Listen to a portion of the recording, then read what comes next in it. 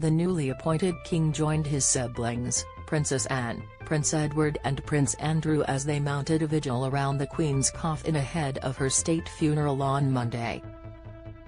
All four siblings wore military uniforms as they made their way to the catafalque and each stood on all four sides for around 15 minutes. Meanwhile, mourners filed into the hall to make their way through to pay their respects. King Charles looked solemn as he stood beside the coffin of his mother. Body language expert Judy James said, Charles led his siblings out with his head bowed in during the vigil. It was possible to see his performing several coping rituals, like sucking in of the lips to increase his levels of determination, as well as closing his eyes and resetting his jaw.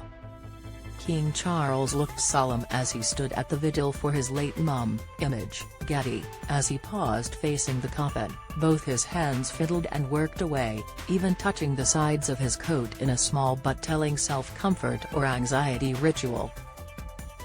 In the moments before he adopted his vigil pose, his hollow eye expression and frequent blinks were another testament to his tiredness and perhaps his closeness to tears. Ms. James noted that the current monarch looked exhausted and had a heavier gait when compared to his siblings' more stoic, military-style walks.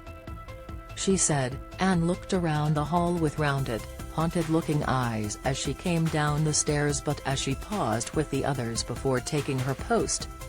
Read more. King Charles issued warning amid Prince of Wales' title row. The body language expert used coping mechanisms during the service. Image, Getty. Ms. James said the king looked exhausted. Image, Getty. We could see she and her brother Edward banging their heels down on the floor as though standing to attention, and, again, this military gesture of strength and precision could have helped them cope and control their expressions of grief. The body language expert said Prince Edward had the most rigid poker face of the Queen's four children. But there were telltale signs. The Earl of Wessex found the vigil difficult, she said. Ms. James said, he looked so much younger here in his uniform and so quietly and calmly determined to get everything right.